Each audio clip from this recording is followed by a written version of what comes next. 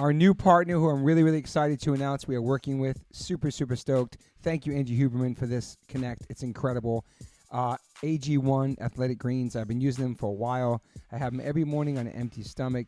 Basically, take one scoop and you put it into a cup or glass or mug of 8 ounces of cold water. And this is all your greens for the day. You're absorbing 75 high-quality vitamins, minerals, whole food source superfoods, probiotics, and adaptogens. Every day I take this. It's so good for my digestion, my energy. It's simple. It's easy. I don't like taking a lot of vitamins. This has been really, really helpful for me. I've had a lot of stomach issues my whole life, and ever since I've been gluten-free and taking the AG1s, it's really helped me in my stomach in the mornings. I love it, and I'm so psyched that they're part of the One Life One Chance podcast. I'm sure a lot of people don't like eating greens, let alone drinking your greens, but I can tell you straight up, it's got a mild tropical taste, and the taste is actually really refreshing, and I really look forward to it each morning. Don't think it's just going to be just straight bland. It tastes really, really good, and it's good for you, so remember that. This one blend of ingredients supports your gut health, your nervous system, your immune system, your energy, recovery, focus, and aging.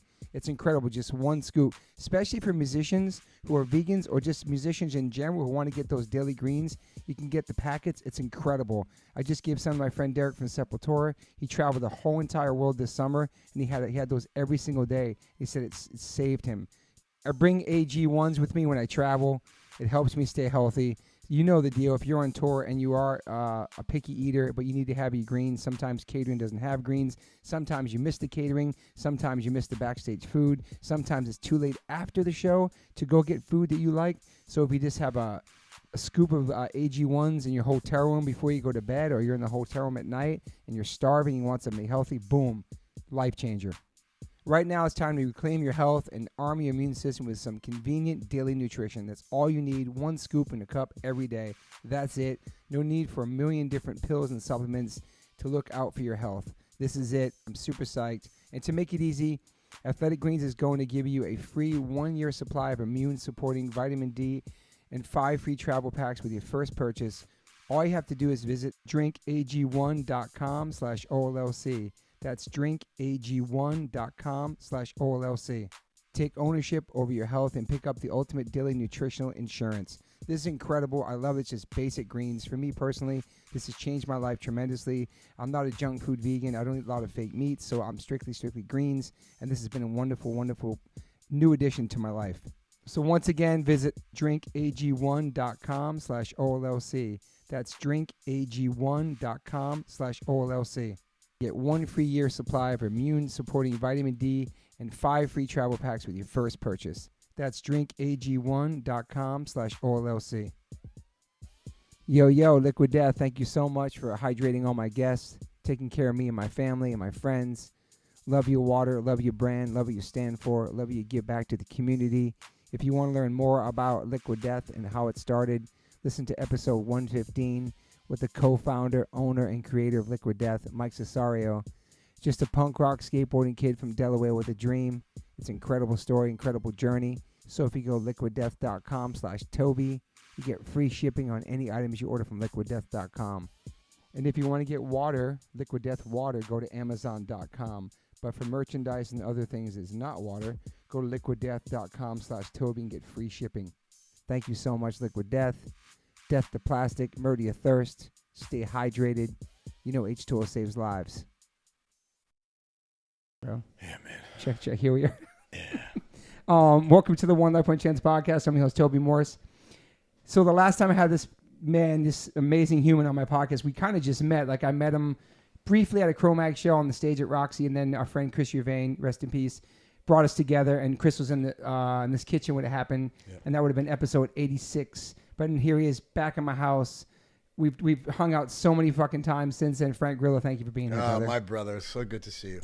So good. Like just like us meeting back then and all the fight nights and just stuff like that, and just all of us coming together through Chris Uvain. And it's crazy. I know. It is crazy to think. And I do remember him exactly sitting here making comments. And he was like... With no microphone. No microphone in the peanut gallery. And I kept telling him to be quiet. And he could never shut his mouth. But yeah, man. So like a lot's happened since then. Like... That was how long ago? I don't know, man. What this is probably like... We're in the 200s now. And your episode was 86 back then. So it's been a minute, Brent. Yeah, it's been a while. You've been really busy since the last time you've been here, like doing so many movies, traveling, everything, man. Yeah, I mean, I think since the last time I was here, I was getting divorced or I had just been separated, and now that's over. It was a very difficult time in my life. Yeah. People talk about death, and I go, yeah, well, get divorced. Yeah, they say death and divorce. I think it's divorce, and I think it is. I think it's death and then divorce. Number one. The most stressful thing. It was terrible. It was a terrible, and we're great terms now. I was going to ask you that. I mean, as good as can be expected for two people who were in love and shared a life, but it was miserable. How long are you married for? Together 23 years. Oh wow. Yeah, that's legit. Yeah, man. It's like it's not just your wife or your husband. It's your arm. Yeah. It's like you're with this person all the time. Yeah. And I really loved being with her. And I think vice versa. We were great friends. And so it's like, it's like you and your best friend aren't best friends anymore, but you live down the street from each other. Mm-hmm. It's weird. And you got children, so. Yeah, we got two great kids that we really truly co-parent, which is what you need to do. Yeah. Yeah, I'm married 20 I'll be 28 years this year. Yeah, I mean, you guys are, it's amazing. It's crazy, man. I mean, relationships aren't easy, man. They're not. I mean, there's no such thing as perfection in anything, especially in relationships. And you got to be able. I love listening to Bill Burr talk about his marriage, and Oh yeah, he always makes fun of his wife. He always does, and he's always talking about how they always argue. Yeah, and I'm like, yeah, that's kind of like, it's like that's what you. It's all part of it. It's like it's a big, beautiful mess, and that's what marriage is. And if it's not, then I guess you're living untruthfully. Yeah. Did you guys do couples therapy and shit like that? We did everything, man. But we didn't just do couples therapy because we were having problems. Like we were progressive about it, and we would do everything together. We went on all kinds of journeys with people who would help spiritually, cool. as a couple and separately. And we were always we're seekers of information. Okay. Do you know what I mean? You're either like a follower, maybe if you're just like religious because your parents were religious and you're Catholic and you go to church every Sunday and you're just following, what the routine is. Yeah. And then there's people who are truly, spiritual, and they're looking for all kinds of answers. Yeah. And those are the seekers, right? And yes. I think we were seekers, my wife and I. And how'd you guys meet? On a soap opera. Oh, that's right. I think we missed it. Yeah. That's right. That's so great. She's an amazing actress as She's well. an amazing actress. Yellowstone. She's on Yellowstone. She's been on great shows, on Damages and some other great shows. She's a class act. She is on Yellowstone now. She plays Costner's girlfriend and the governor. There's another season coming. There's got to be, man. I think there's a half of a season left, and then I think Costner is done. It's such a great show, man. Taylor Sheridan, yeah. But, look, egos are a difficult. Now, Taylor Sheridan has like 10 shows on the air. So. Okay, I didn't know that. But, I think they were supposed to go back, and Costner set some time aside, and then they didn't go back because they weren't ready. So he's Kevin Costner. Yeah. Well, congratulations, too, on The Creature Commander, the DC Comics thing. Oh, yeah. Well, it's so interesting because... What's his name, Rick Flag? Rick Flag Sr. That's a big deal. DC, that's awesome, man. It's a big deal because I was the first person they hired. And, I've always loved James Gunn, and he's incredibly talented. And, he's always said, we got to do something. We got to do something. And, true to form, as soon as he got into power, it's awesome, man. He reached out to me and said, here we go. Yeah. Because the last time we talked about the Marvel thing, you were in there for a short second, and your kid's like, no, you have to do it, Dad. And yeah. You did it. And the Avengers. Yeah. Because, I got a little pissy about it because I really thought there was a future for the character. And because I thought there's other characters that I think suck. Why are they there? And people dug that Crossbones character. Yeah, man. But it was what it was, and I appreciate all of it, and it was all great and it's fun. And now we're in DC, man. So cool. Yeah. And then Lamborghini. I thought that was a great movie. It was a good little movie, Awesome, It was. it wasn't. It was again not perfect, but for what it was and how it had to be made, I think Bobby Moresco, the director and the writer, did a pretty. It was fun to do. Yeah, you were over there a bunch. You went back and forth doing like premieres and stuff. I know they treated it like it was, it was a big deal over in Italy. Yeah, it was nice to be over there, right, filming. Oh, I love it, man. That's where I want to live. Yeah, it's beautiful there. Rome, all that stuff. Yeah, if I could live half there and half in Malibu, maybe. Yeah, the food there is good. You could eat shitty and not gain weight. It's interesting. Yeah, like you could eat all the bread and the pasta and the stuff you're not supposed to eat here, but it's different over there. It's not processed, I guess, the way it is here. It's just they don't more organic. It's or not all something. packaged and sitting on shelves for a month. Yeah. Yeah. I just watched One Day as a Lion and watched that the other day with my wife. I thought that was a great movie too. That's out right now. You can rent it. It's in theaters as well. It was in theaters. That Scotty Kahn man wrote a really cool little script, a real throwback. He wrote that. I didn't even know he wrote that. He wrote it, and my buddy John Swab directed it. I've done all of John Swab's movies, and he called me and he said, "Do you know Scott Kahn?" I go, "I do." He said, "Well, I'm directing his script." And there's a role, and I saw it, and then I saw Scott, and he was like, "You want to do it?" I'm like, "Yeah, man, I definitely want to do it." It's awesome, and a great little movie, I think. It's really fun, man. Yeah, my boy Slane's in there. Slane is our guy. Taryn's in there. Yeah, and Scott. For the first time, I saw Jimmy Kahn in Scotty. I did see his face, a bunch of his expressions, the way he walked. Yeah, dude. Like he's walking like it's interesting. I know it is interesting. In fact, James Kahn, the great James Kahn, passed away while we were shooting that movie. Oh, wow. Yeah, so Scotty had to go back and deal with all that. Damn. He's a little ripper, too. Like, I used to skate the spot, and he used to be there ripping on a mini ramp. He surfs. Stud. I think he's a black belt in jiu-jitsu. And he also was a rapper in a group called the Hooligans back in the day. I heard that. Him and Alchemist. Yeah. They opened up for House of Pain on those tours in the 90s. I heard that. So I didn't know that. Yeah. That is crazy. I would love to see him rhyme with He's this. an artist. The guy's an artist. Like he does a lot. He does a lot of things. Yeah. He's one of those guys. I hate him. We're going to go back a little things just because it's been a while since you've been there, but I saw they had Purge at Horror Nights. I know that was like last year, but that's still sick, right? Yeah, I love Purge. And there's another script, which James DeMonico, the guy who I did Purge, Anarchy, and Election Year with, he wrote it about this character. And they were hot on it for a minute, and I don't know what happened. It's kind of in limbo at the moment, but we're hoping that he's going to direct the last one, and I'll be in it, and we'll close out that Purge chapter. That'd be amazing, man. But who knows? Maybe I'm too old. Are there some movies that you just are not interested in doing? Are you down to read every script, to be open-minded and check everything out? Yeah, like comedy or some shit. Look, I'm not. I don't live in that world of big studio movies all the time. Yeah. Do you know what I mean? So yeah, I take it as it comes. I do not take myself very seriously. When I go to work, I take it seriously. But I don't know. If you show me something cool, it's $1 million to make it. I'll jump in. Like we made that movie with Scotty for nothing. Wow. Yeah. I think it'd be awesome. Or to see you like like a romantic comedy. Never. That's never happening. I don't have a romantic bone in my Maybe body. now because you haven't drank in a long time. Maybe now. No, I'd have to drink to be in a romantic comedy. You have to break the wine out. It's one of those genres that. What if you kill it in there? What if you don't know, man? It would have to be like it would have to be an off-kilter romantic comedy, like As Good as It Gets. The Jack Nicholson movie, As Good as It Gets, when he won an Oscar for that with Helen Hunt, right? That's a romantic comedy. True. That was cool, right? Yeah. But nobody's really looking at me as a romantic lead in a movie. They do. Since Boss Level, people are interested in me doing funny things. Okay. And that's we have a script we're working on now that's leaning towards action and comedy. That's why that came out. We talked about it last time, but that movie came out, and that's pretty good too, man. Saw that as well. That was a great movie. Yeah, my then partner Joe Carnahan, who's amazing.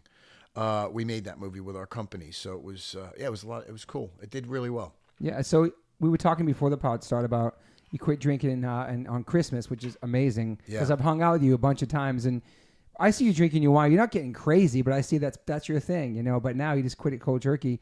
Has that been different and with acting and just acting and stuff like that, being sober? It's a great question. I don't know because I haven't acted since I stopped drinking, but I'm going back to Colombia next month to finish a movie that I started in Puerto Rico. Long story, but now we're doing it in Colombia. Me, Andy Garcia. Oh, nice.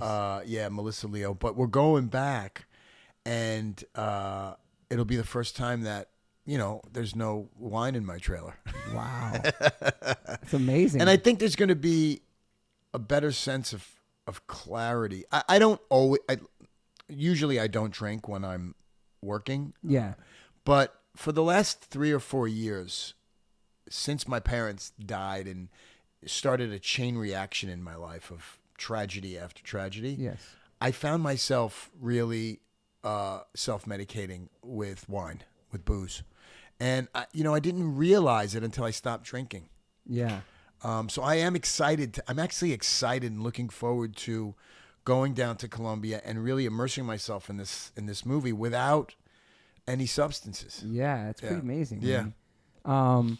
Yeah, because you thought just drinking wine, it's not like you're drinking hard liquor every day or drinking beers and 6-packs and stuff. No, man. Wine seems like the chillest. I never drank alcohol, but from where I can see, wine seems like the chillest, easiest. It's food, for being Italian. I'm a Southern Italian guy. I mean, we would drink. There was wine on my table every morning when I was a kid. Like, you tried it at a young age, yeah. Yeah, I mean, it was okay. There was no taboo. Yeah. We drank wine with our parents. Yeah. That's what the first time I drank was with my mother and father, because it is part of the culture. Yeah. I don't know about it anymore, but it was, and back in 1600 when I was a kid. So I mean, I've been drinking wine since as long as I can remember, and I love wine. Like, I love good wine. So I think just the cumulative effect of drinking almost every day, and your body never without some level of alcohol in it. Yeah. I mean, when you think about that, and alcohol is poison. It is, man.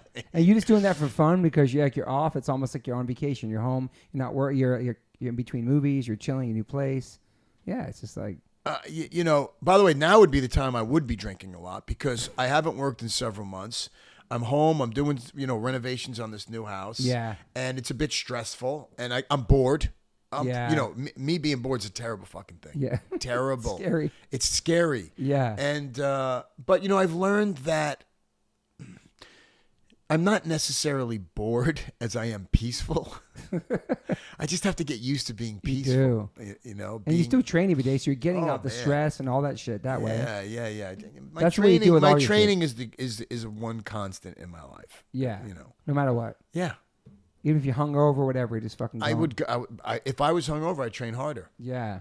I'd put on my sauna suit and go box, and I'd have, rounds and rounds and rounds and rounds with my trainer, and I would be soaking wet and then go, oh, look, I got it all out. Yeah. No, I didn't get it all out.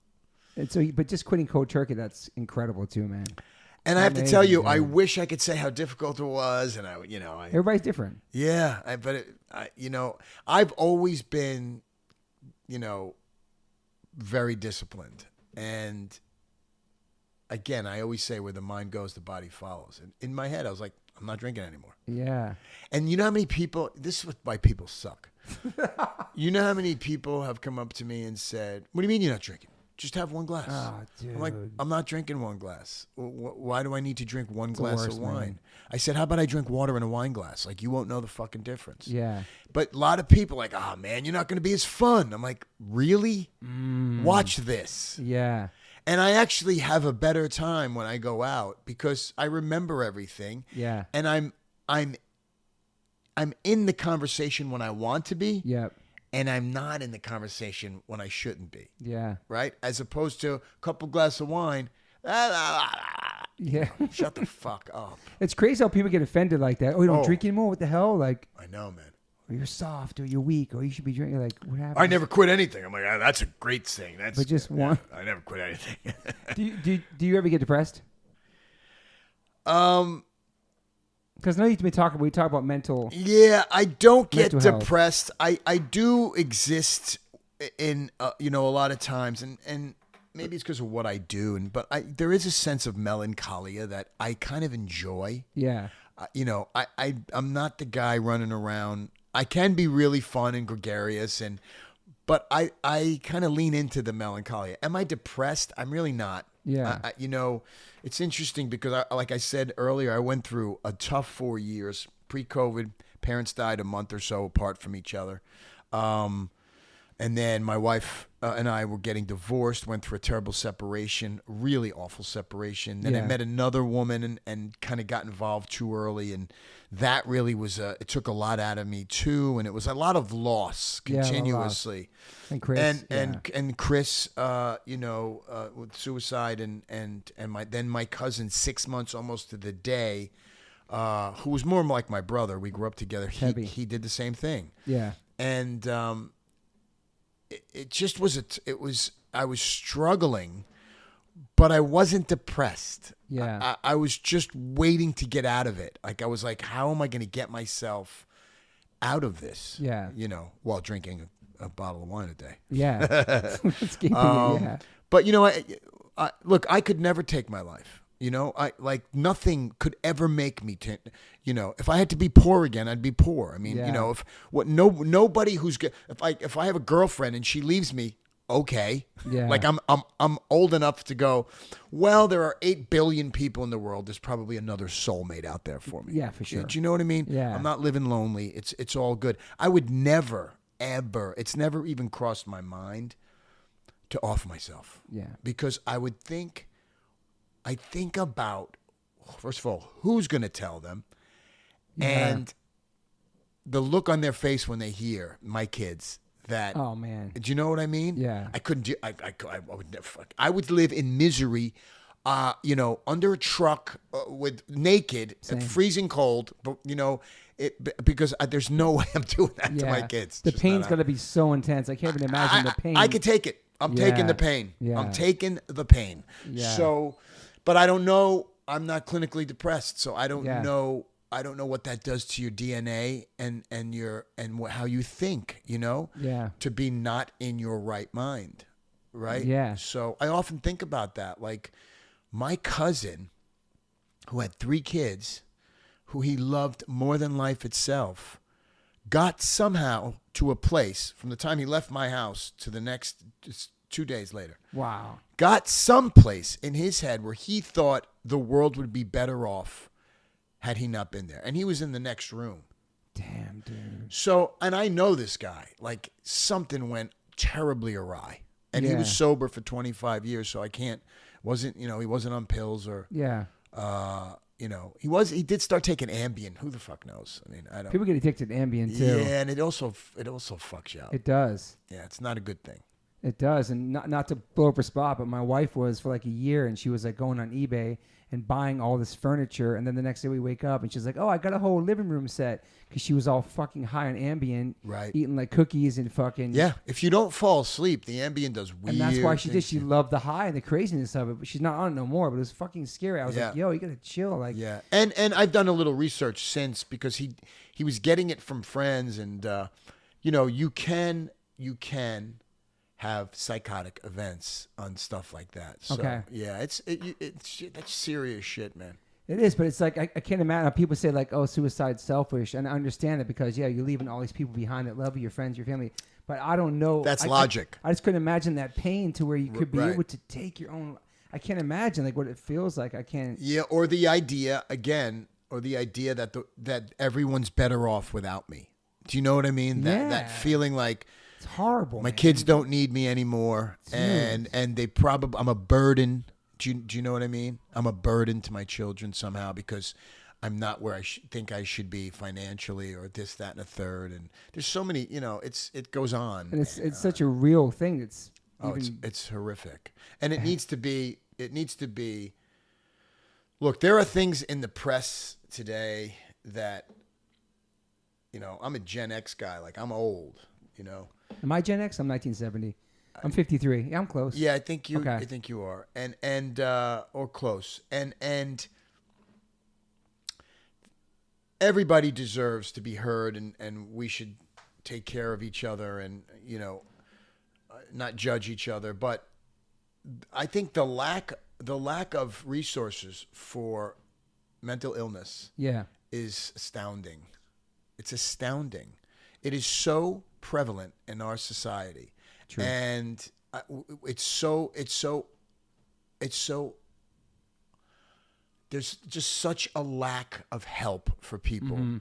And it's so looked down upon, and there's such a stigma still about having a problem in your head as opposed to in your chest or in your knee. I mean, why is it any less real? Do you know what I mean? Yeah, totally, man. Anyway, I mean, I could talk about this forever. It's really sad and it's scary, and it's like... I know, man. And as you get older, it gets scarier. You know? Like, I'm starting to sniff mortality. It's like... I go to bed at night going, oh, wow, man, I'm fucking getting up there. And I got to make sure I'm doing everything I could be doing in my life. Not like for my kids, but for myself. Like, and not drinking is one of them, man. Totally take care of yourself, yeah. Not like I mean, this is going to sound, the trees are greener and the air smells cleaner and you know what I mean? It's like, I walk my dogs and I'm noticing the flowers. I'm like, who is this guy? I love you it, know? man. Like, yeah, it's like great. It's a new chapter, man. Yeah, and people say things that piss me off, and I'm like, it ain't worth it, dude. it ain't worth it. It's not, man. Like I'm not reacting. Yeah, it's beautiful. It's a new you. Yeah, it is. It really is. It's crazy with the mortality thing, because I do talk about it on like, I'm getting older, my son's getting older, like. He's just getting started. I'm on my way out. And just thinking about that, not trying to be morbid, but working out, eating good, training, doing everything I can to stay as young and keep up with him as best as I can, and watch him surf and skate. I'm talking about right now. He walks into the room, just about like staying younger and staying in shape to be there for our children. I don't know. It's so important, man. I know, and it's interesting because you go through a phase with your kids where, you know, your dad and you're the authority, and they think you got it all figured out. You're a superhero, dude. And you're not. You're perfect. Yeah, you're perfect, right? And you're not. And then you start to, then, like my son's 26, my oldest son. Yeah. And I can see how he's going through a point in his life where he feels like he's got to hurry up to get things accomplished, not realizing he's only 26 Yeah, you years don't. old, Yeah. right? Yeah. But in his life, it's all relative. I mean, he thinks, at 26, he's got to accomplish things before 30. Yeah. Which is so silly. And I keep telling him, stop. That is the biggest waste of time.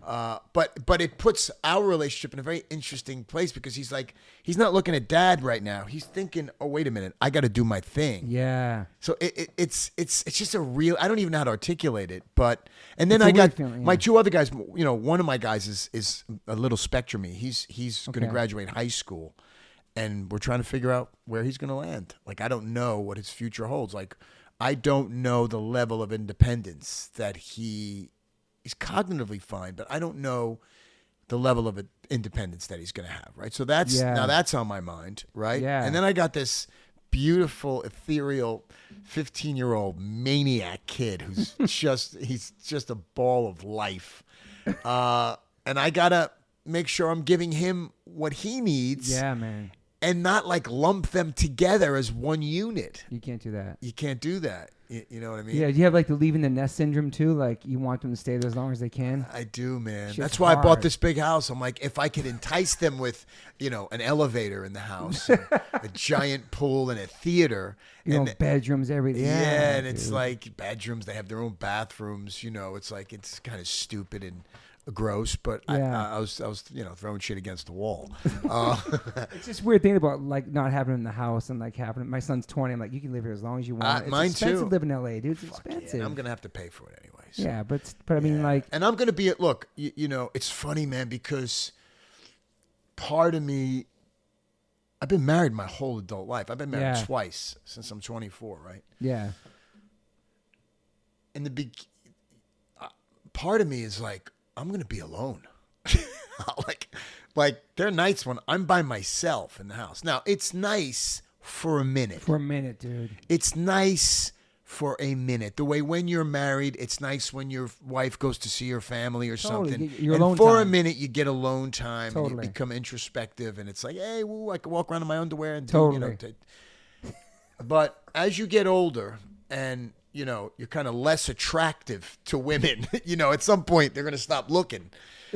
It's like, what do I got going here? What am I doing? Yeah. Do you know what I mean? I'll sell the whole fucking thing and I'll live in a trailer somewhere. Like, I'm not living in a house, an empty house. No. Especially that big house. Yeah. Are you on dating apps and shit like that? No.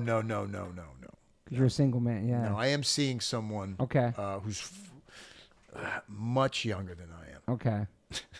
Is that hard? It is different, yeah. It's different, you know? I mean, she's actually not from this country. There is a thing where I'm not saying this is everybody does this, but me and my wife talk about it. There is a thing where people get divorced, and then the male, the husband, he'll go for like a younger girl. I don't know what that is. I didn't even go for it. Okay. She you know, I had a girlfriend. Would you date a girl your age though? In the 50s? Yeah. I mean, they'd have to be special. I mean, they'd have to be hot. My ex-wife was gorgeous, man. Yeah. My ex-wife Wendy's still beautiful, still beautiful. I mean, one of the great faces I've ever seen. I mean, I just think she's stunning.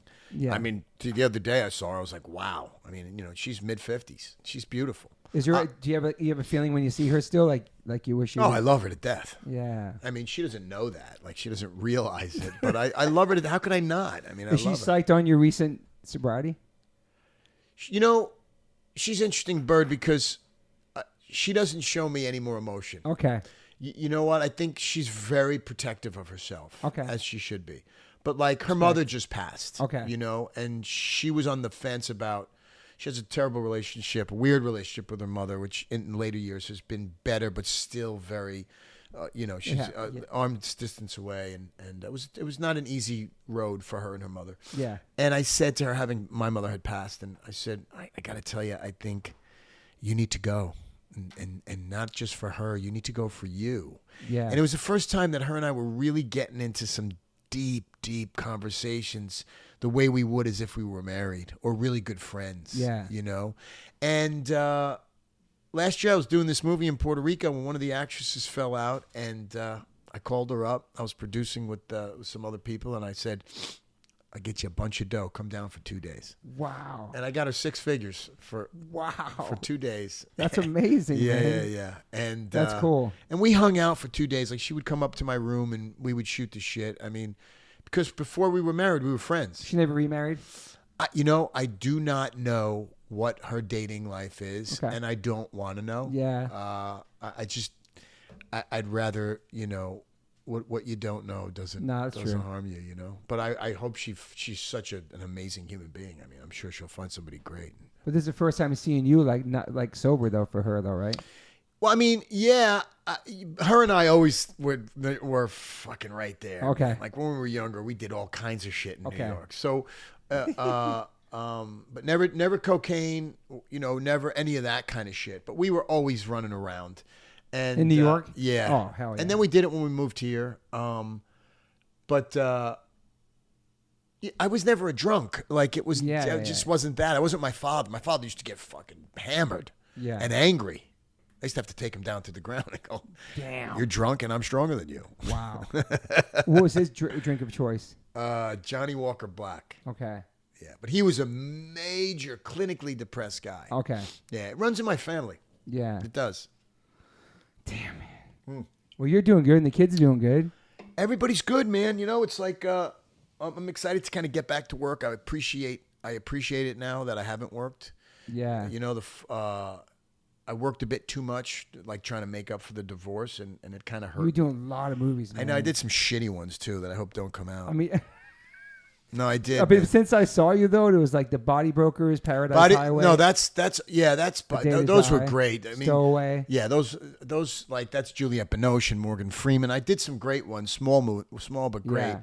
But I also did, you know, I took the money because I fucking got hammered with my divorce. Yeah.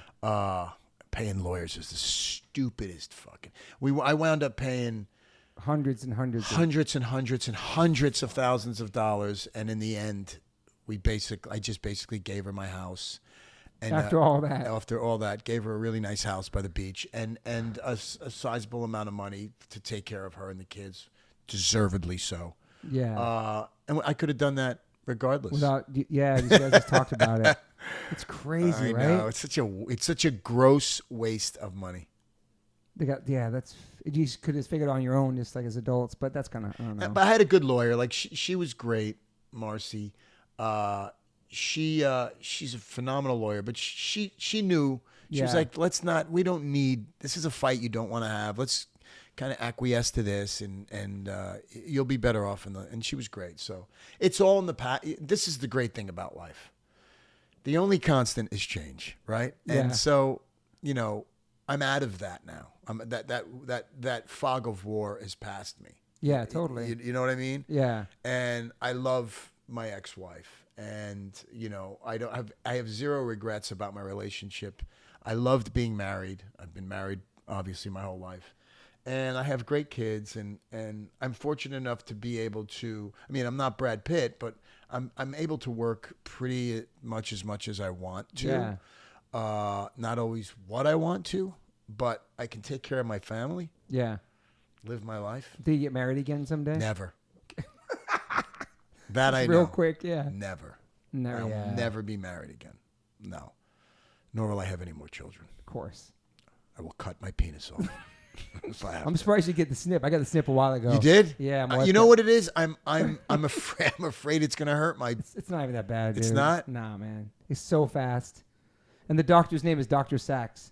And that's a fact. In Beverly No Hills, doing way. it 35 years, doing it, does all my friends. So how long are you out of commission? Dude, a couple days. Put ice on it. It's so easy, dude. On your balls? Yeah, I'll get you information. It's the most professional in and out situation. All my friends got it. Rappaport, I'm going to name drop some people. A bunch of my friends all went to the same doctor. guy? Yeah, Dr. All right, Sachs. You gotta hook He's me up legit. with Dr. Sachs. I think then you're just chilling, dude. You're chilling. Does he do colonoscopies too? Did you get yours? Not yet. You motherfucker. I know. Yo, let's talk about it because I was so scared. I went like a year ago. I documented the whole thing. It was fucking so easy. It was? I never got put under my whole life. Bro, it's so fucking fast. I You just wake don't up, want to drink the shit, man. Yeah, it's not even that bad, bro. Like It's not? I have no problem shitting. It wasn't that bad, dude. Me no. either. I shit 6 times a day. Yeah, I love it. So listen, you have to do it. You're fucking supposed to do it at 50, bro. I know. Relax. But I listen, look 50. What are you scared of, though? You look great. What are you scared of? You think just the not knowing, or just No, I don't fucking have colon cancer. No, I'm not saying that. Just like No, I just I don't like things in my ass. yeah. What am I afraid of? You don't feel shit, though. You're not gonna feel shit. I know. I got to go do it. My doctor actually stopped seeing me because I didn't get a colonoscopy yet. Dude, everybody there is Dr. so Soup, great, amazing doc. He's one of the best doctors in L.A. And he kind of blew me off because I didn't get a colonoscopy when I was supposed to. We have to do it. But I was nervous as fuck. I was so shook. I fucking never been knocked out my entire. It's the most drugs I've ever been on my whole life. It's like the Michael Jackson drug. They knock you out. You wake up, the shit is done. But right before the shit, I noticed that my doctor was like sleeved up. I was like, oh man, this guy might. I don't know if he's from music. He looks at me. He pulls the mask. Goes, "Are you in a band called H2O?" No way. And I was like, "Yeah." And I was totally high. And I go, and you're about to look at my ass. And he started laughing. That's the last thing I said to him because they flip you over. You're naked. So I'm like, my whole ass is tatted up. I'm like, these dudes are laughing at all my shit. But, Wait, your ass is tatted? I got Prince on my ass, and I got Robert Smith on my ass. My whole ass is a spider web. I love Robert Smith. They're playing 3 nights here. We're gonna go. I gotta go. May 23rd, 24th, I'll go. 25th. I'm We not gotta- fucking here, man. 3 nights at the fucking Hollywood Bowl, No, bro. I'm in That's why you love Columbia. The Cure and you fuck with Coldplay. Yeah, love Coldplay, man. But that's the last thing that happened. I became friends with this doctor. He follows me on social media. He's an actor. He's like a total handsome, Wait a minute. tatted up dude. He's a handsome, tatted up dude who sticks things in your ass.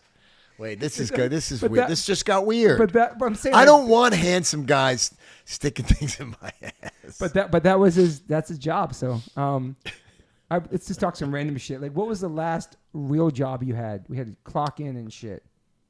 Like a job, you had a boss. I was a hot tar roofer when I was a teenager, I guess. A hot tar roofer when? Oh, no, I worked on Wall Street for a while. Really? Yeah, when I was in college. I think that's the last job. What's the last job you like go, I'm acting, fuck it, I'm getting paid to do this? Dude, it was so weird. As soon as I said I wanted to be an actor, I started, I got real serious about who I was studying with. It's all a bunch of bullshit. I went on one audition for this fucking soap opera that my friends were. Oh, yeah. And I got it. So I was like, this is easy. This acting thing is easy. Wow. But I didn't know what the fuck I was doing. I was horrific. That's what Dre DiMatteo did too. Sopranos was her first thing she told me. Right. Just And I'll tell you, even when I worked all the time, like actors work all the time, that you don't know who they are. They work all the time, right? Yeah, yeah. So you might recognize their face. You might not. But When I did Warrior I was just with Dope Gavin movie, O'Connor man. too. I was just with the Gavin who wrote and directed Warrior. Nolte, like, and I was in my 40s. Nolte fucking taught me. It's hard. He had a fucking binder filled with information. Nick. And I was like, Nick, what is that? He's like, that's my character, my fucking character. Like, tell me what you do. What the fuck? What do you do with all that? And he kind of broke it down for me. And that started my journey on taking it really fucking seriously. Really seriously. Nick Nolte is hard. He's the baddest of the bad, man. So that's crazy. That was your first one was a soap opera. Wow. Yeah, well, that's where I met my wife. I know. I didn't even like her either. Like she wasn't my kind of type, but she was so cool. And then one day I kind of looked at her. I'm like, oh, you're beautiful. Yeah. Yeah. You We noticed her there. became great friends. First. That's important. That's great me and friends. my wife were that too. Yeah, man. I think we talked about this. Yeah. You have to. It's really beneficial to be friends first, and it doesn't always work that way because And to make each other laugh too, and not be so serious and all she's that. Great. You know what She I had mean? a Like, great laugh, my wife. Yeah. Damn, man. Should have stayed. Man. Max, you writing a note to us during the podcast? Just say it out loud. Just say it on the microphone. Oh no. We're gonna say. Is it private? I gotta say go. Am I in trouble? Did my car get hit? No, you're in trouble. Your car's beautiful, by the way. Thank you. What's up, bro? What up, Frank? What's How you up, doing? baby? Nice to see you. I want to fight soon. Come to my house this weekend, by the way. I'm gonna have the fights. I'm so down. I'm Going gonna. to Oahu. I heard you were going I'm to Hawaii. coming. Me and my You wife are come. You guys come. You want to come to Oahu with me? Yes, I do. What are you gonna say, bro? Your mom's outside waiting. She wants to hang out with you, but she can't get up the stairs, so you have to go downstairs after and be a good son. Yeah, I'll have to see after. And then Your grandmother. Why can't you help her up the stairs? no, she can. She doesn't want to go back up. We're gonna hang out with I'm you, gonna pal. hang out. Oh, okay. Hang out with her. Cool, yeah. And then I'm gonna go rock climbing soon. Okay, I love you, pal. What a great life. You know what's crazy is that Fucking guy. I never cared about. We're gonna get into this now. I never cared about UFC or fights. Ever since I became a dad, I didn't really like watching violent shit. I got super emo. And then when I met Chris Huvain, he invited us to watch fights, and that's where I first found out about. I knew UFC, but I never really watched it. And ever since he passed, rest in peace, I go to your house or I start renting it at my house. Like now, it's become a thing in my life where I'm paying attention to it. Yeah. Every fight I try to watch because I want to keep it going because that's how we all started Yeah, hanging. and it's look, beautiful. fighting is. I'm as you know obsessed with Yeah. all forms of fighting, and I do it, and it's in my work, and it is a great way. Like I had a few people over. I've never had anybody in this house yet because it's under construction. But I had a few people over the other night, and they were basically all in the business. Gavin O'Connor, my friend Christian Cook, who's an actor from London, and a couple of people like that. At the end of the night, they're all exchanging numbers. It's cool, man. And they all could help each other in the business, and Yeah. and I was like, that's what's cool about it. Like it brings people together. They all love watching it, and then they're exchanging numbers, and they're going to create relationships, and there you go. No, it's awesome. Yeah. One time Max was like tripping on people's like cauliflower ears, and there was this one time there was a big like European looking dude, and Max just went up to him and said, "Hey, what do you do?" And he's like, "I am the #1 kickboxer from Germany." Oh, Rico! I did a movie with him. Yeah, that dude. Yeah, he yeah, was, yeah. like, gnarly By the way, looking. he is. A lot of kickboxers say they're like world champions. He's 6'6", He's big. handsome. Yeah. As the day is long, his legs are as big as tree trunks, Yeah. and he literally is the best kickboxer in the world. Okay, yeah, Max he's was a talking Dutch. to him, and- These Dutch guys are. I went to Amsterdam. We shot a movie with him. They're trying to make him like the next Jean-Claude Dolph Van Lundgren or Damme, some shit, yeah, yeah. or like Dolph, like Yeah. Jean-Claude, like Okay. because he really knows martial arts, and they did they made a lot of, they did a hell of a job making this movie for this guy, and I watched him train, Okay. and I was like, Crazy, right? Jesus Christ, if he ever kicked you, like he just tapped my thigh, my femur. Yeah. For 4 months, I had a black and blue. Wow. Yeah, those guys are scary. Because when you go to Grillo's house, you have to. It's like one room last time was like a boxing fight. Then there was UFC. Yeah, I Then there's like split it up. UFC real fighters in one room, real boxers. There was some guy, I forget his name. He's super nice. He's always at your house. Chris I don't know Van if- Heerden. I don't know if he's from Ireland or England or where he's from. Or South, Or South Africa. Yeah, he sat Chris. next to me. We He's was a doing the pro. play-by-play the whole fight. I'm like, holy shit, this dude, it's Yeah, awesome. he's a like, pro. He's a pro fighter. It's Yeah, just like- I got a lot of real motherfuckers. fighter fighter. friends, more so than actors. Yeah. Or athlete friends, because they're just real, man. You know, they're not. Yeah, you hang out much actors, do you? No. Really? Do you have any actor friends, like buddies you can just text about stuff and get advice? Yeah, I got. I'm I'm really good friends with Anthony Mackie. Like Okay. we're pals. I do have some really good actor friends, but I live across the street from Renner. So he's wow. become a pal, and ever since, I mean, he just came back. You know, he had that terrible accident. I just saw him interview the other day. He's It was a doing great interview. great. He's doing Savage. great, and he's a badass, man. His cane and shit. Yeah, He was dead. I know. No, I he heard was those dead, stories. dead. It's crazy. Eyeball out of the head, dead. Yeah, he talked about it. I saw that. Yeah. Fuck. Smashed his body, man. Like 5 months ago, maybe, right? He's I don't know. amazing. Guy's And amazing. there was like new renovation show coming. Yeah, There's all I kinds went of to the shit. premiere, and Oh, I mean, nice. he walked the red carpet, and this guy was done. He's ill, bro. I know. He's like a real action real hero. superhero. Yeah. How old is that guy? I think that I guy's think not he's even. 53, 54. So he's super chill, yeah. Brilliant. So you feel no pressure being in Hollywood to be any level of actor, any A-list, none of that fantasy No. shit. Yeah. I am what I am. Yeah. I mean, I kind of came out of the fucking. I came through the back door. You know. I mean, some people have been doing this Yeah. since they're teenagers or younger, and Christian Bale's been acting since he's 6 with Ew. Steven Spielberg. Like, Yeah. that's you know what I mean. It's like I'm not. What do you want me to do? Are you pretty harsh on yourself, like a harsh critic? Not at all, man. Do you get bummed if you- Look, I'm as good as anybody. I'll tell you that. Yeah. Aside from, Denzel and fucking Daniel Day-Lewis. I mean, but I can act with I've acted with some fucking You have. badasses, and I got it. I know. You know what I mean. I mean, Yeah.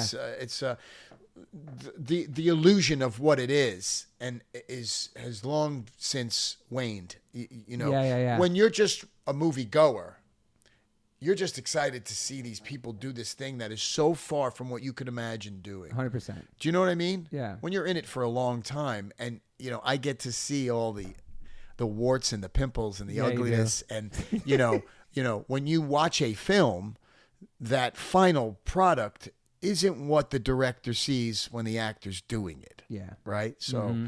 a lot of that is done in post the movie. Yeah. So Yeah. once you're in it a bit, you go, oh, wait, this guy's not as good as I thought he was. Mm. The editor is. Editors, yeah. All the Or behind the this scenes guy's a stuff. lot better than I thought he was. Yeah. And, acting it's not an applied science. It's interesting. You could come in off the street and become a movie star. I know. Do you like doing auditions still? I don't. I haven't auditioned in probably 12 years. Wow. Yeah. And now they're like online too. I heard like it's not even in person anymore. Yeah, I think. I mean, I don't. That's sick. You haven't done that. Yeah. No, I don't. I just it's an offer only business at this point. What Yeah. if you don't get something you wanted? You get bummed at all? or I no? don't know. I don't really know what's out there because I just kind of really look. I'm fortunate enough at this point, and it'll probably stop soon. I get a lot of offers That's cool. for a lot of shit, Yeah. low hanging fruit that we don't want to do because it'll kill me. I've done a little bit of it because I've had to make money, Yeah. but for the most part, I get some cool. I'm always getting offered cool stuff. I kind of carved out a niche for myself, being the kind of like the real kind of old school dude who can throw a punch. Yeah. I know? like it. It's awesome. You know what I mean? So Yeah. I have no delusions of grandeur. And people say terrible things to me, like on Instagram. And Really? oh, yeah, I'm fucking crazy. you- Most people say Of course. amazing things. I got great, I hate to say the word fans, but I have great people who follow Yeah. what I do. Do you respond to those people? I do a lot. And Do you let it eat your day up if you get a negative comment? No. I love it. I get tons of, you suck. You've done 30 movies in 1 year. And I'm like, yeah, well, I like to pay for my kids. Yeah. I'm not Brad Pitt. I don't make $17 million a movie. Yeah. I've got to fucking earn money. And Totally. how the movie comes out is not my doing. Like, That's I the just thing. show up, I do my job, and I know I do it well because I prepare really well. Yeah. But I have no, some of them suck. What do you want me to tell you? I'm not a filmmaker. Yeah. Some of the movies that aren't supposed to suck, they suck too. Yeah. Are there some of you done when you came out like, oh my God. Oh, yeah. Damn. Some, A lot. but I've done enough great movies that have stuck with the zeitgeist that I'm okay.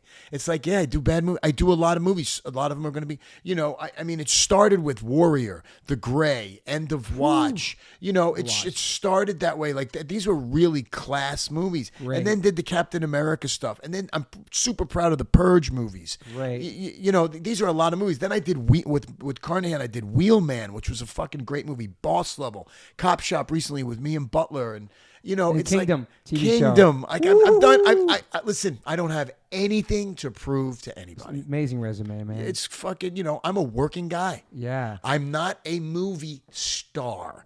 I'm a guy who sometimes stars in movies. Do you like that? I love it. Yeah, because you live. Yeah, I I'm love sure people it. recognize you and shit. Oh, like, dude, crazy, you have. bro. Listen. In the last 10 years, I am, and I don't say this with hubris or like a dick.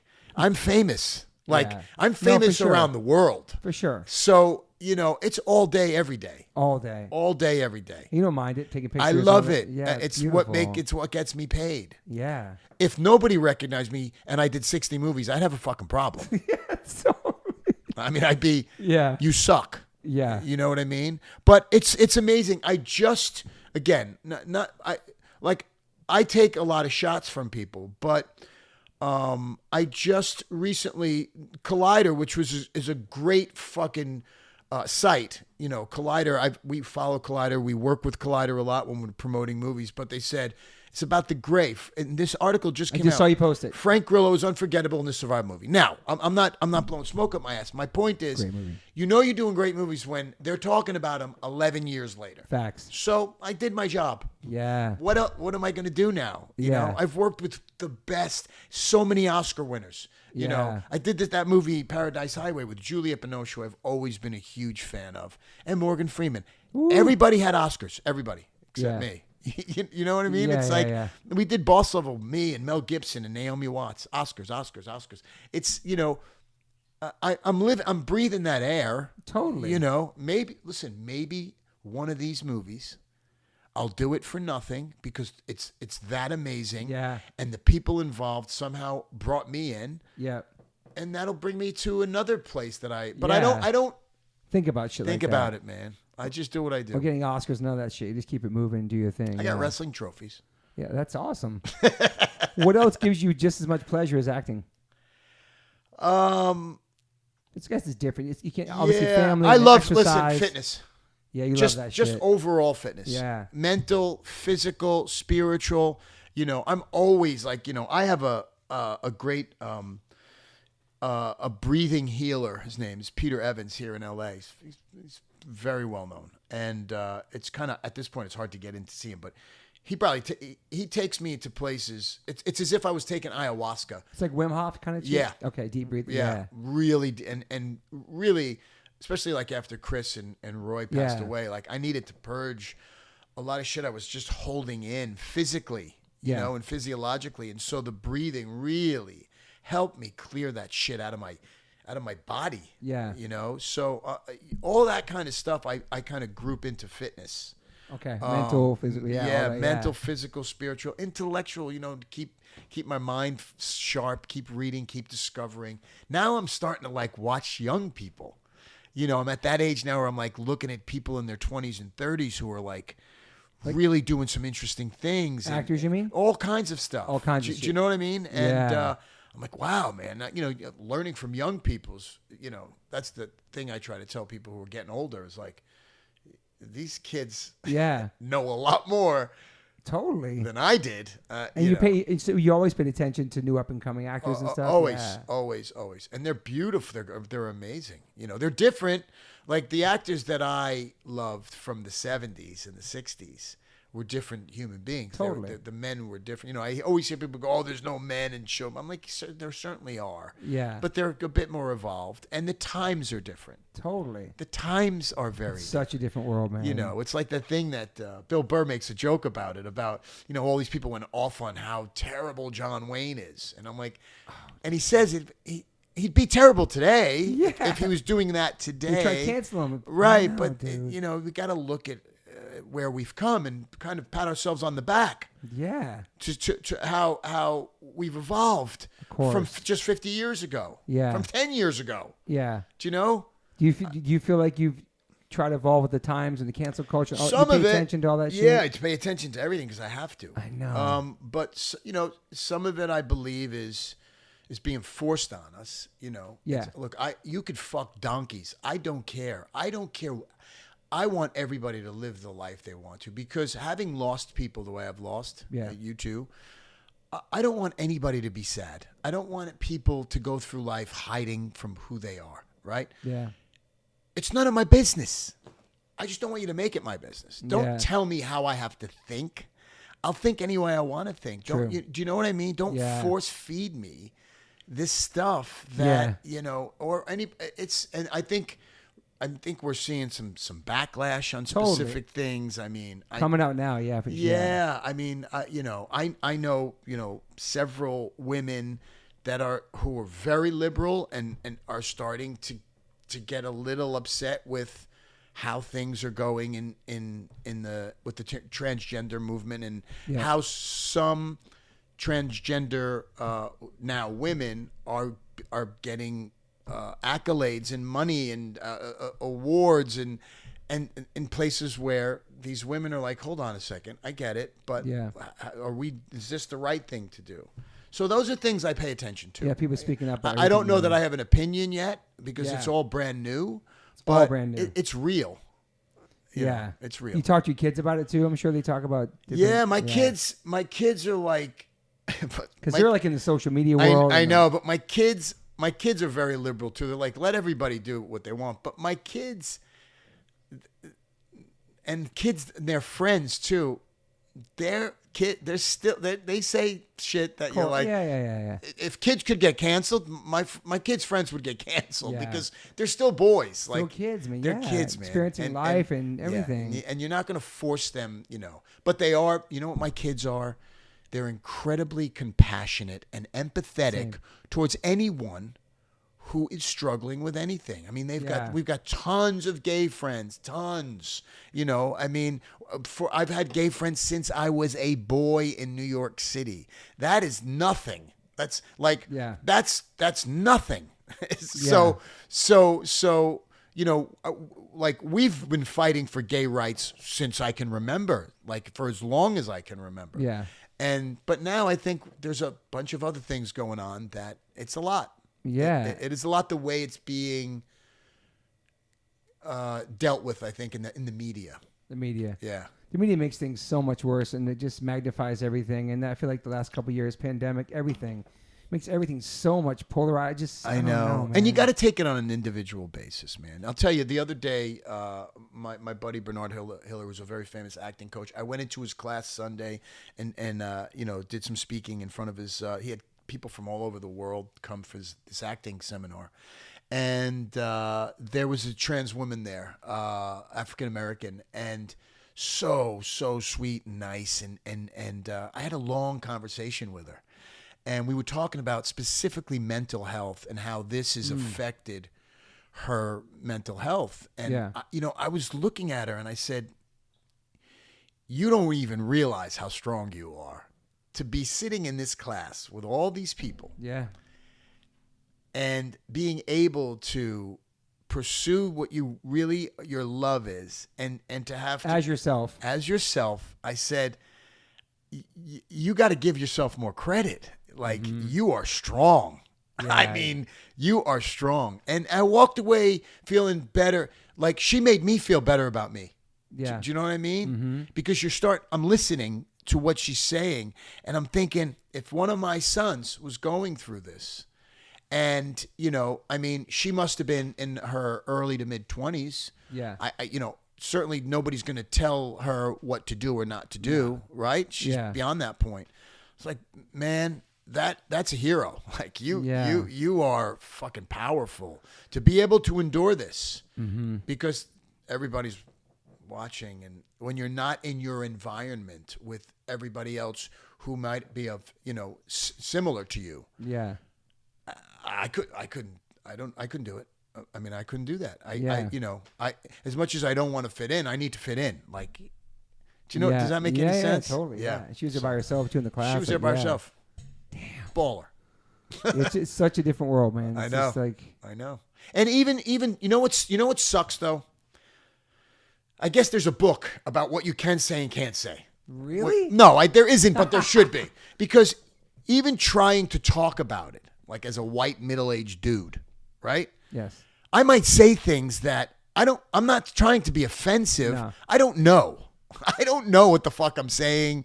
And you know what? I got too many other fucking things in my life to do to sit down and learn about that. Like, I understand the basics and what is acceptable and not acceptable to say, and and the terms and the labels and all that stuff. But any further than that, I don't have the time. Sorry.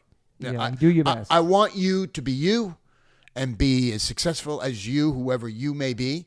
But it's not on me. It's not on me to say everything the right way to not hurt your feelings. Like, I got the facts, but people's feelings my feelings get hurt all the time. People's feelings get hurt. Yeah. We're not able to. We have to get our feelings hurt. That's how we live. Like that's how we get through life. You know, we're not ever going to live in a world where our feelings aren't hurt, and feelings aren't facts. Feelings are feelings. So, I don't know how I got off on this. No, it's really interesting though. Yeah. But you don't check your DMs. You don't fight with people. If somebody says negative comment, you're not beefing with them, or I do check my DMs a lot because I want to be aware of what people are thinking and what people are saying. If it's really hyper negative, I just delete it and block. Yeah. If it's something that I may have said, or which is rare, I'll address it. I'm sorry you feel that way. What exactly do you think I meant? Yeah. You're editorializing something I might have said or something I did, and it's really in your head. And so maybe I didn't mean it that way. Like, what are you feeling from what I did? And is it really from what I did, or are you just hunting for things to offend you? To offend you. Yeah. Yeah. But like somebody says something negative, you don't give a fuck. No. Bro, I'm offended. If I was worried about being offended, I would never leave my house. True. People say shit about me all day long. Negative shit constantly. What do you think is a big misconception of you? That I'm like a tough guy, like this tough guy. Like I walk around like I think I'm a tough guy. I'm not. I'm a fucking normal human being with I'm a father of 3. Do I know how to fight? Yeah. Yeah. Can I fight Donald Cerrone in the cage? No. You know what I mean? Defend yourself? Yes. Well. Well. Yeah. I've been doing this since I was a kid. It's like anything else. Do I want to fight anybody in the street? No. Ever. Yeah. Do I think about fighting? No. Never. That's the stereotype of you. Yeah. It's silly. I'm going to tell you something. I love design. I love like decorating my house. I love buying flowers every week for my house. Like I think about this stuff. That's awesome. Do you know what I mean? Yeah. I do. I like a lot of things like that. I love painting. You love The Cure. I love The Cure. I love Coldplay. I like sad music. Yeah. Do you know what I mean? It's awesome though. Yeah, I'm a normal human being. You got a great head of hair, man. I do have phenomenal hair. Dude, it's insane, bro. My whole family. It's like your hairline's going the opposite way. It's stupid. But that's great, though. Hey, I got that going for me. And you have no gray, really, unless you dye I it, do. probably. No, I've never dyed my... Look at my hair. Oh, yeah. See? You barely have any gray, dude. No gray. My beard's starting to get gray. Wow. I've never dyed my hair Okay. to dye my hair. Like maybe for a movie or For a movie, I made it black once. Yeah. But hair's good, though. you know what that's from? People trip on your hair and think it's like all the not real. time. Oh, they so good. and they I'm accuse looking me of dyeing it. One of my best friends, Marcus Lineal, who's a music man as well. All he says is, "Hey, FG, I saw that picture of you in what color are you using now? Is it?" And I'm like, bro, don't dye my hair, Yeah. and I'll have to like call my ex-wife and say, "Will you tell him that I don't dye my hair?" But the hair, people must be like, yo, how do you have the hair in your 50s? But Crazy. my father, before he died, he was 72 years old. He had hair like Elvis. Damn. Yeah. Yeah, My kids have beautiful hair. Yeah. But I mean, I'm only fucking 5'10", so I got to deal with that. Oh, and real quick, the Remy movie was awesome. My wife is like a crazy Charles Manson fanatic. She read all the books. She watched all the docs. So we watched that together, and that was awesome too. The Resurrection of Charlie. Yeah, I mean, he came out of film school. This kind of fell into his lap. I told him I would help him and kind of be in it. The first cut of it was horrific. I saw you talk about that in Kimmel. Yeah. He said, yo, go back to the drawing board. It was horrific. Yeah. It would have killed him. And in his defense, they had no money. Did he take that okay, even though it's his dad giving him the advice? Yeah, and because it was also Gavin O'Connor. Okay. And so, he had an A-list director watch his movie. Dope. And thanks, Pops. and so whatever he assembled for That was that. a bug, It's yeah. as good as it could possibly be. Yeah. And it was a good calling card for him. And he's feeling himself now. Do you know what I mean? Now Yeah, he's proud. listen, you can go on to fucking Apple and it says a Remy Grillo film, and Sick, dude. you know what I mean? And You must be proud. That's yes, awesome. I'm proud. And because I was in it with him, we got to do a little bit of a publicity thing. And Saw that. so he's out, now it's like the other night I was at a premiere. Oh, I went to Renner's thing, and some young lady came up to me and goes, "You're Remy Grillo's father." Wow. And I went, "No, Remy Grillo is my son." That's so cool. His name out there. That's freaking I know, it's awesome, good. man. And- And you helped him, like give advice. And then you listen, he's a Nepo baby. I help him all the time. And I will continue to help him because I can. Will I give him anything? No, but No. I am going to help him as much, Yeah. whatever I can do in this business to help him or Totally. anybody else Yeah. that I'm friends with. I'm doing it. Yeah, So it's awesome. And then last thing, do you binge TV shows? Do you watch anything? Do you have just time? lately, because Okay. I have time, and I always was like, I don't watch TV. But I started, and there's some great. You watch Beef, I started to watch Beef. I saw the first episode. bro. Yeah, It gets so good. yeah, it's good, huh? It's really good. I heard Cho's in a little bit of trouble. I just heard that yesterday. Yeah, but I binge watched all. I was up 2 a.m. with my wife. Watched all those episodes. Don't tell me because I'm going to go tonight. Epic. But I binged This Is Us with Pedro Pascal. Wait. This Is Us, the TV show? No, That's no. that love story. You No, were watching- not This Is Us. What's the one with Pedro Pascal? Oh my God. And Last of Us. Last of Us. Woo! That- Fire. That kid, that girl, Great, dude. she's British. She's killing it. fucking brilliant That was young great. actor. That's a great I show. love that. I love that guy. He's I've always sick. loved him. Was he in the Narcos movies? He was on Narco, but he was kind of, he's always, everyone in Low key, Hollywood bro. knows him, but low key. Then he was on Narcos, which was great. Yeah. But then he also did a movie with Nick Cage where Nick Cage plays Nick Cage. That was great. And he was that great in that. And this TV show, I'm just like, now he's on fire. I mean, he's on the top of the fucking food I've chain. been watching Succession. You know that one? Yeah, I watched a little bit of it. I didn't get into it. You had to start back then, yeah. Wait, I watched another show. I watched it in its entirety. And Oh, I there's so many shows. We just watched some else too. forgot what I watched. Beef is the shit right now. I'm trying to think what else we're watching. That's it.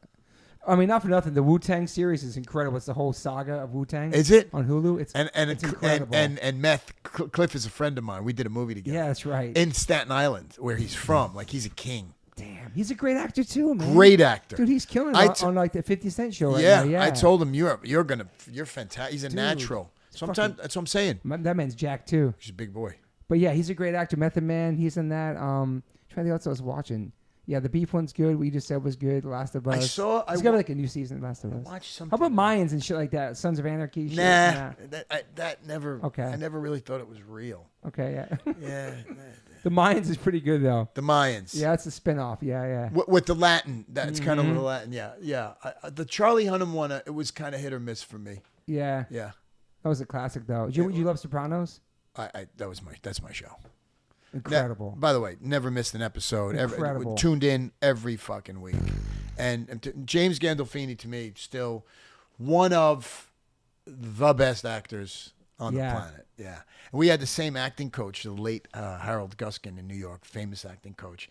And I would be going in just to work, just to kind of, do plays and stuff and just kind of just act. Yeah. But at a high level.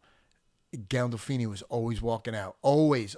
So at that level, how do you get great? Yeah. This guy was going and still working with his acting coach for his show, for Sopranos. Damn, man. Yeah. His first movie was True Romance. It's great in that. Ooh. One of the most memorable scenes in the last 50 years. I mean, incredible, that's right. Dude. He was But yeah, he's amazing. dying at 50 years old. Like, fuck, man. Was he 50? Barely 50. Died in Italy, man. I know, but And they talked about on the show, like, you're getting fat, you're going to get a heart attack. Like, his character, they would tell him that. You know what I mean? Like, but he just consumed. He was like John Belushi, man. He just consumed. And Chris, who was the other guy from Saturday Night Chris Live? Farley, Chris man. Farley. The talent was so know. bright, right? But they just consumed everything. he was a big Everything. dude, right? Big. James And by the way, stud athlete. When he was young in high school, I think he won Best Looking. He was really handsome when he was Wow. young. Yeah. Damn. Yeah. Did you watch The Saints, the movie with his kid in it? Yeah. That was Yeah. cool, Yeah. too. It was good. They lived next door to me. I lived in the West Village on Jane Street. And there was a building that they had just built at the time, very expensive. And he bought, I think Michael might still own it. Yeah. Yeah. I saw him all the time. Just walking around and shit. Yeah. Damn. He was So great. Drea said when the DVD came out, they hadn't made they got paid for their show, but they didn't get residuals from HBO. Right. So when the DVD came out, it sold like 1 million copies, and then one day he pulled everybody into the trailer and gave everybody a check for $30,000 each. Yeah. He was always doing that. Like, Buying watches he and was funny shit. because he'd go on a bender and not show up for work. And then he'd come and he'd pay for it. Pay for wow. He'd pay for the day. Yeah. Savage, man. Yeah. That would have been a sick person to like work with. Yeah. You have any person on your bucket list to work with that you never worked with yet? I would love to work with Al Pacino, who I know a little bit now. I'd still love to work with, those guys, the De Niro's of the world. Ooh. I worked with Keitel. I'm going to go work with Keitel again. He's hard. Pesci would be a fucking dream. He's so mysterious, I bro. know. I see him popping up on photos. I'm like, yo, what does this guy do? He's amazing. He's amazing. Or he lives here, like in somewhere. Yeah. Yeah. So those guys, those guys I grew up with. But That'd be so sick. yeah. Otherwise, I just just love working. Yeah. Yeah. Well, thank you for being here, and it's great catching up with you, man. Always. Oh, so come to my house this weekend. Yeah. All right. Absolutely, man. But thank you for everything, and it's great becoming your friend through Chris and Yeah, our man. relationship. We keep it moving, and Now we're friends without Chris. I know. Last time we heard Chris was in this kitchen, man. Maybe Yeah. Chris is watching now or seeing what's going on. These motherfuckers. But yeah, man, we love you, Chris Uvain, and thank Yeah, you for man. connecting us. And now, what's coming up next, Ren? Anything coming up for you? I'm going to Colombia to do That's this right, that's movie the with next thing, yeah. Andy Garcia, and then By the way, Andy Garcia doesn't get enough props either. Incredible no, actor, fucking man. great actor, man, Incredible, and a great bro. human being. I heard A that. great human being. But then I am starting this DC. I'm in the DC Woo! universe now with Congratulations, dude. my man James Gunn, and That's cool. great cast: David Harbour and Maria Bakalova, who was nominated for an Oscar for the Borat movie. Oh, really? Yeah. Sick. He's got a he's a talent magnet. So I'm looking forward to that. I got a couple movies that I hope don't come out, and then I have a movie coming out called Year 2, which is a big movie, being in all the theaters. Okay. And it's kind of The Purge meets Twilight. It's one Okay. night of me fighting werewolves, and it's Sick. really fucking cool. So, and as an actor, you're kind of living from just job to job. Like you're not on salary, so it's like Money wise. yeah, and it's just when's my next job? When's my next audition? Like, No more. I mean, not audition. I'm sorry. No. I got a lot of money in the bank. I mean, I don't. It's not like But- I'm worried about money. It's worried about the quality of work. I want to get back to doing great things. Yeah. Because I did after my divorce. I got You went fucking crazy for the killed. bunch. I had to make money. But now you can pick and choose. Yeah. you're in a place you can do that. Yeah. That's And nice. I have a company too. So I have 3 scripts that are in development that are phenomenal. Awesome. So one of those probably in the next 6 months I'll be on set with. Awesome. And so most of the stuff that I'm interested in doing now, I'm involved in developing it. It's great. Yeah. You're in a great place, man. Yeah, it's good stuff. Great hair, great everything. And Thank no you. drinking, no booze. No drinking, bro. Yeah! 120 days or something like that. I'm Drop really the proud of mic. you, man. Thanks, bro. And every time we go to Grillo's house, my wife will be like, "What should I get?" Oh, let's get him the wine. We always get the same shit we Nope. brought over to. Just bring Liquid Now Death. I'm bringing Liquid Death. Liquid Death. I got you. All right. Thank you, Grillo. Love, man. Bye. Yo, Grillo, what up? Back in the pod. What's up, pal? How are you? I'm good. How you doing? Just checking in with you, man, because when we did this episode a couple months back, you were a certain amount of days sober from your wine life. How I'm just catching up with you now. See how things are going with you. We've hung out a couple times since then too, watched the fights and everything, and Yeah. it's just awesome seeing you in a different world, especially going to your house and watching the fights. 'Cause it was always like a party vibe there, and now you're drinking like seltzer water and shit like that, sparkling water. It's amazing. I know, man. It just gets better and better. It's funny because I've had several friends of mine who have been sober for a pretty long time and were really good drinkers.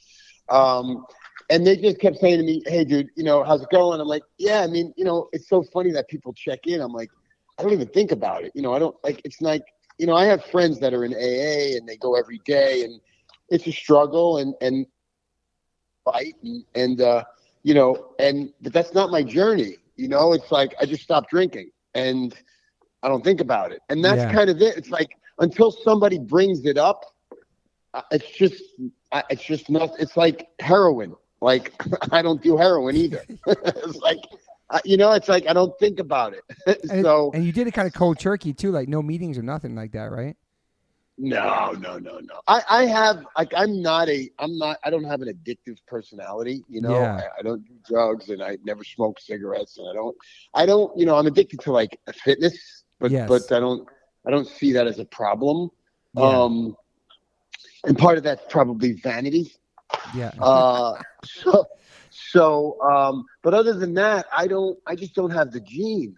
Mm-hmm. So, and there's a lot of things I'm not, brother, but I am an incredibly disciplined human being in all aspects of my life, like militantly. And so I just said on Tuesday, put the glass of wine down. And then on Wednesday, I was a non-drinker. Incredible. And that's just the way it is. Yeah. So I wish I could tell you, man, I'm, that I'm just that strong that I'm not, but it wasn't a thing. It just wasn't a thing. You know what I mean? And now I feel so fucking good, Toby. Like, it's awesome. I feel so focused and clear and happy and all the things I thought wine made me feel, I've come to realize that they made me feel the opposite. Wow.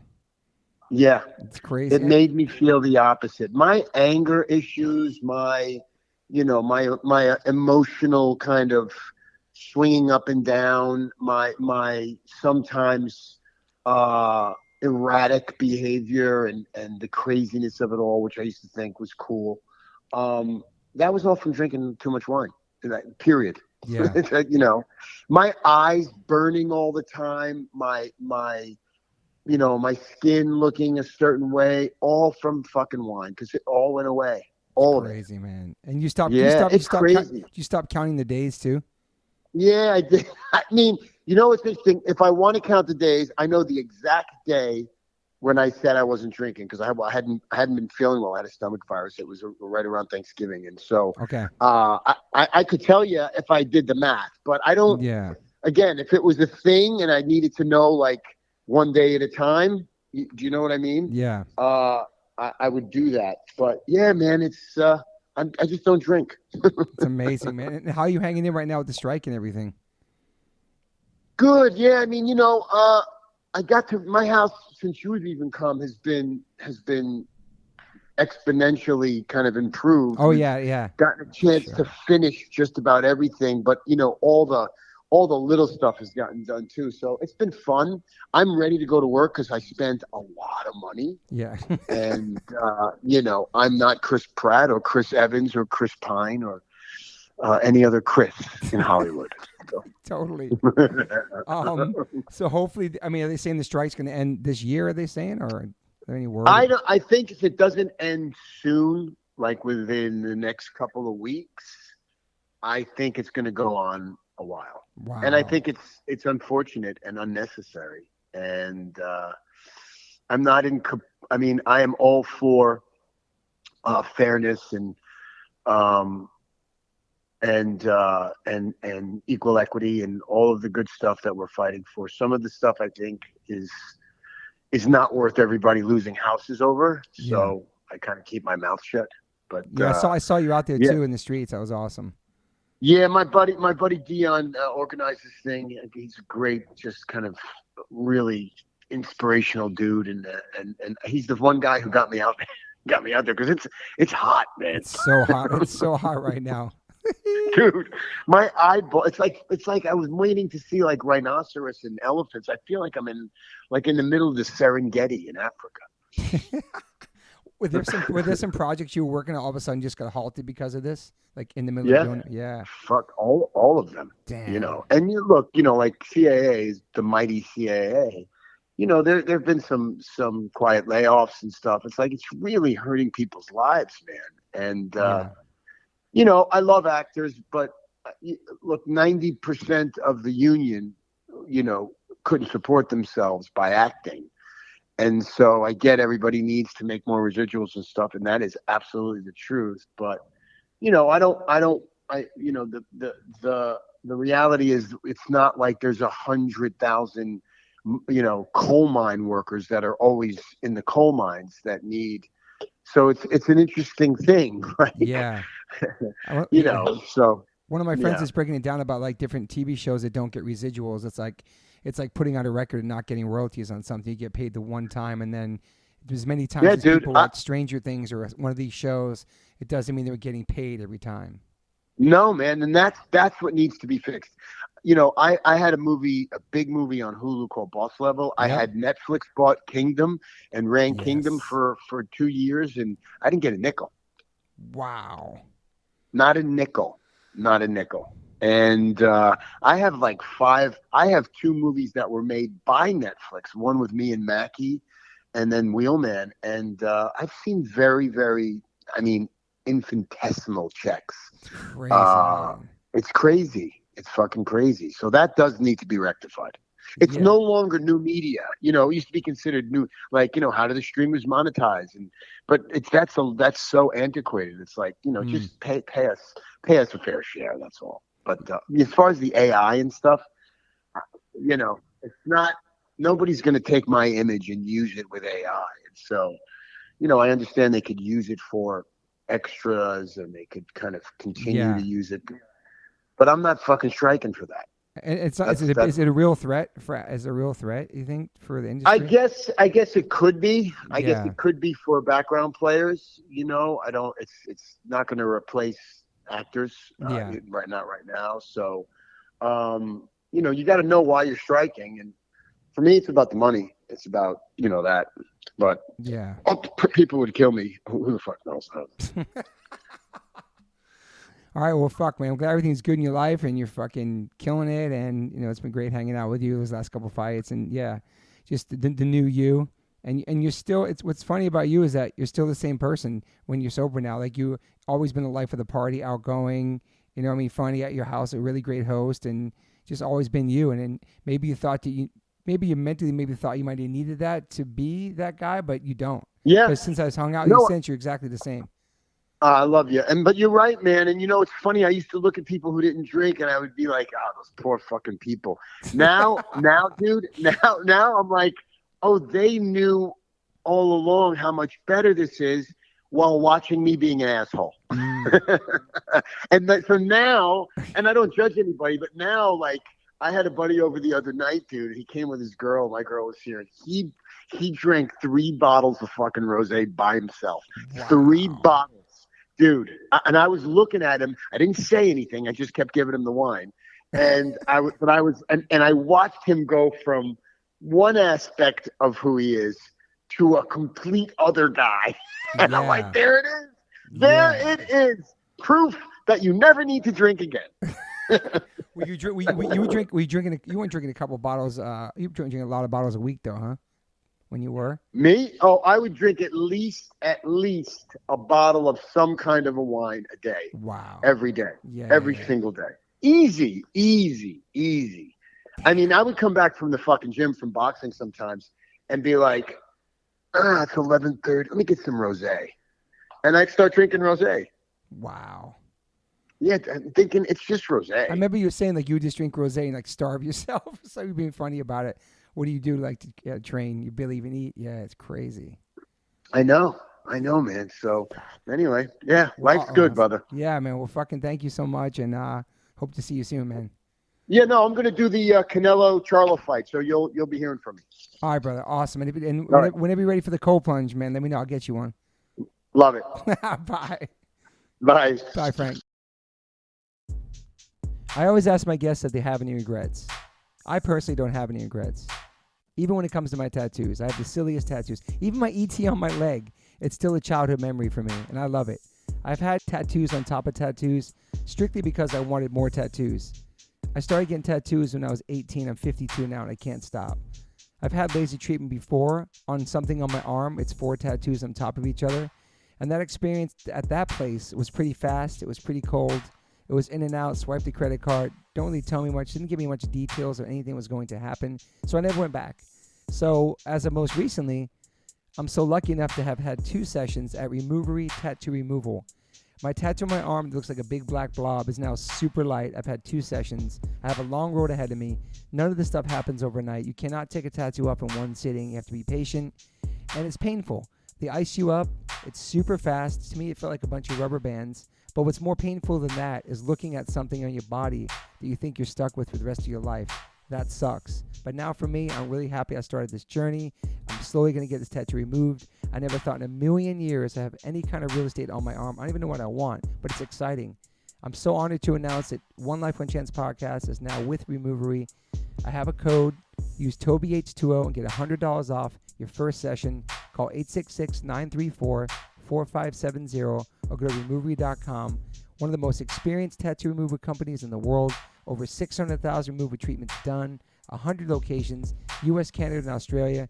State-of-the-art peak-away laser technology, cryo-technology to reduce any discomfort. This is so exciting for me because all I do in these podcasts is talk about tattoos. From day one, if you've been listening to this podcast, we talk about tattoos, talk about getting removed, talk about getting covered up. So this is such a perfect fit for me. Once again, go to Removery.com or call 866-934-4570. Use my code TobyH20 and get $100 off. These guys are located everywhere. Try it out.